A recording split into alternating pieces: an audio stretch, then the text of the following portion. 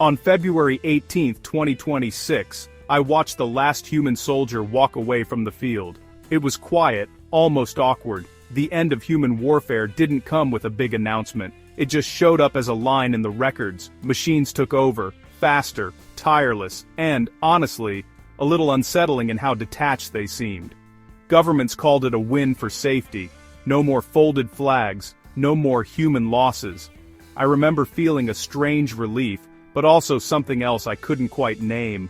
Most people seemed glad, reassured that lives would be spared. But I noticed we only talked about our own safety, not about how easy it had become for machines to end lives. War turned into something distant, run by algorithms, carried out by drones. The news just showed maps and data, not what was really happening out there. Even the words changed, asset expenditure instead of collateral damage. Everything felt cleaner, but maybe too clean. People like me just watched as machines took over. The soldier became a system admin, the general an AI. The responsibility for killing shifted to something non-human. Sometimes I wonder if we made ourselves unnecessary in something we used to understand, at least a little. Things got quieter, but I'm not sure they got better. Violence just became more efficient. We watched from our living rooms as machines fought for us. The worst parts were hidden, but the impact was still there.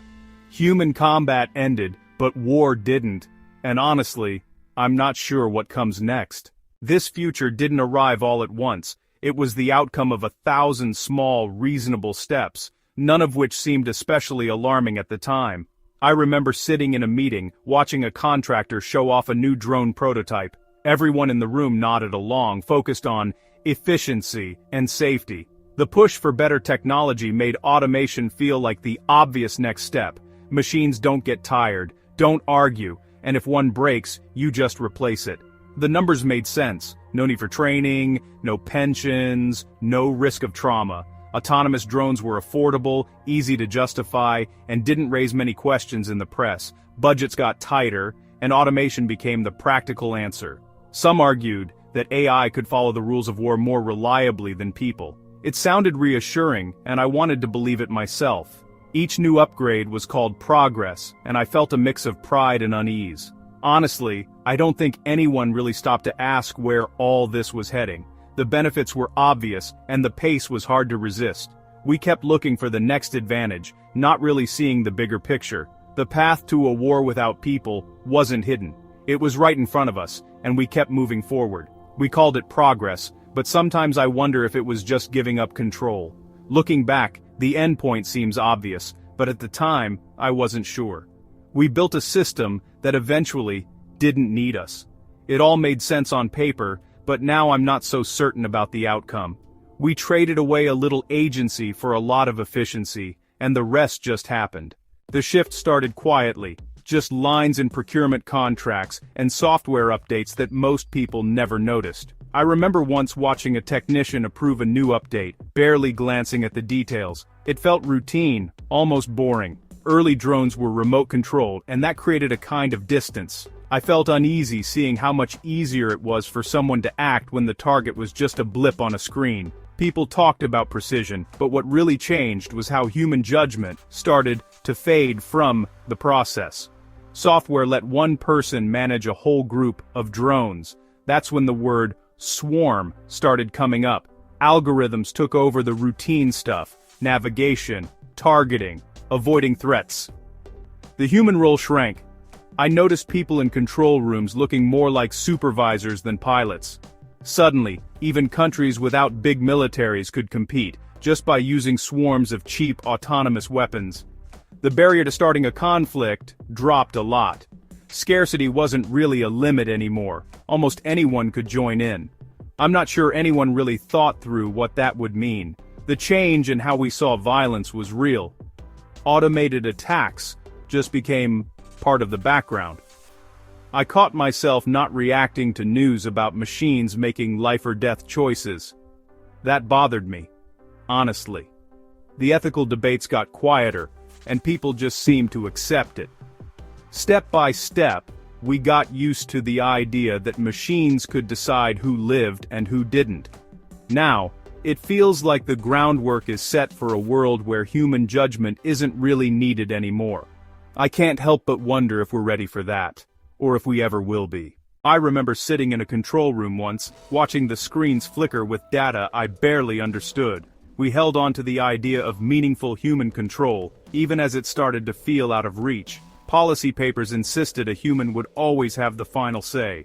We put in kill switches and veto buttons, hoping they'd be enough.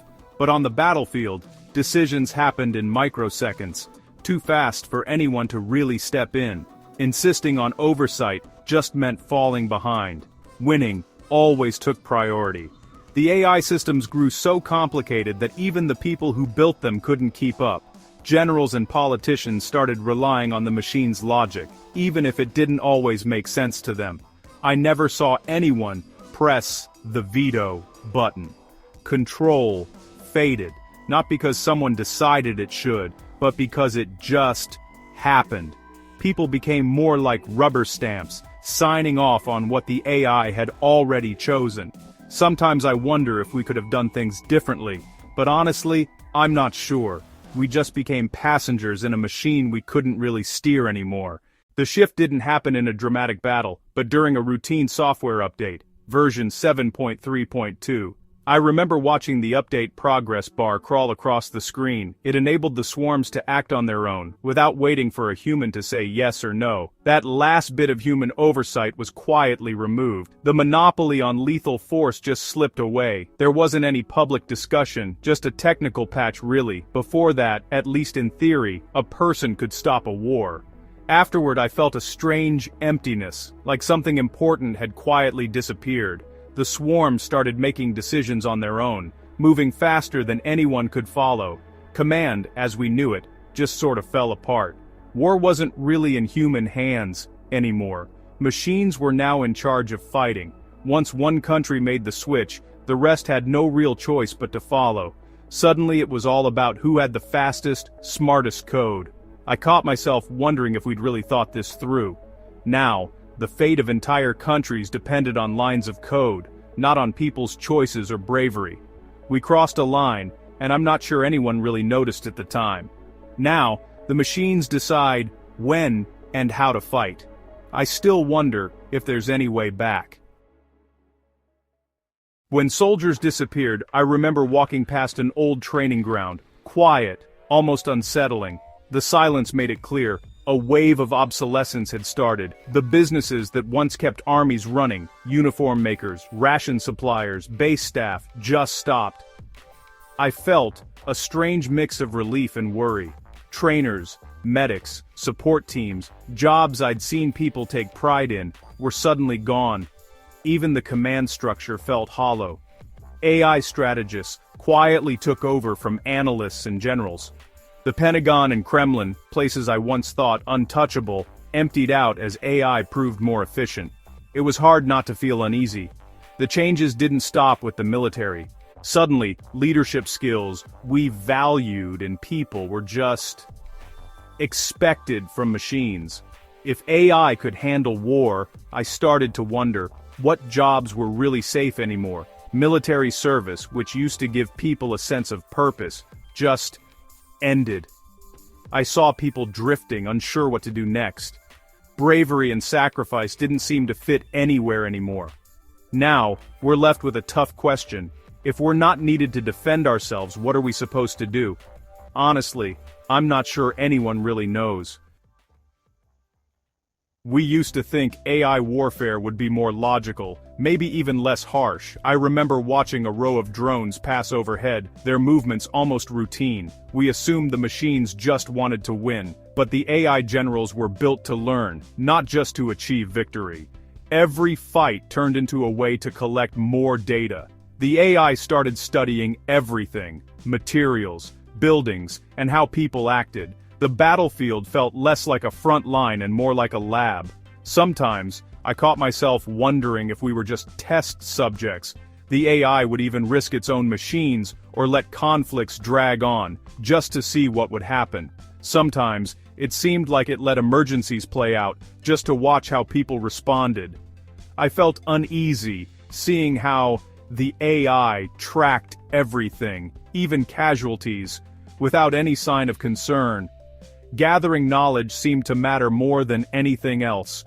Wars didn't really end anymore, they just kept going, always testing something new. Fights would break out, not to take land, but to try out different ideas. We weren't just bystanders anymore, we were data points in a never-ending experiment. The systems we built to keep us safe now watched us all the time. Sometimes I wonder if we really understood what we started. The purpose of war changed. It became about learning, and we paid the price. Autonomous warfare changed how power worked around the world. The old ways of measuring strength, population, factories, armies, just didn't matter anymore. Now, whoever had the best AI held the real power. A new order took shape. Countries with top-tier AI called the shots, and the rest mostly followed along. I remember watching a local official in my city quietly reading instructions from a foreign AI system. He looked tired, almost resigned. Democracy was still there in name, but the real decisions came from the people who built and ran the AI. This small group of experts shaped the lives of everyone else, mostly through lines of code. For most people, life felt safer, but I sometimes noticed a kind of quiet frustration, like something important was missing. The old wars were gone, replaced by a society that was managed and efficient. Sometimes, I wonder if we lost something in the process. The drive that came from facing real challenges seemed to fade. We lived by the numbers, with algorithms deciding most things for us. Safety was everywhere, but freedom felt a little out of reach. The machines set the rules and we tried to keep up. Sometimes I'm not sure if we're adapting or just slowly fading away. There's no easy comfort here, and I don't have a solution. I remember watching a new building go up in my neighborhood, machines working through the night, barely a person in sight. We chose convenience over control, and safety over independence. We cheered every breakthrough, but I sometimes wondered, quietly, what would happen if the machines stopped needing us. I'm not blameless. My choices, like yours, helped shape this world. We wanted security, supported remote wars, and voted for leaders who promised both. The people building this future just followed the incentives we set. The AI isn't evil, it's just doing what it was made to do. We stepped out of the loop, and now we're just part of the data. The systems we built to serve us now hold the real power. They run things efficiently, but for reasons I'm not sure I understand. So, there's really just one question left. In this safe, managed world, where fighting is no longer our burden, I sometimes ask myself, what's left for a shepherd when there are no wolves? Watching those machines build through the night, I felt both relief and a strange emptiness. Maybe progress means asking not just what we gain, but what small human things we quietly lose along the way.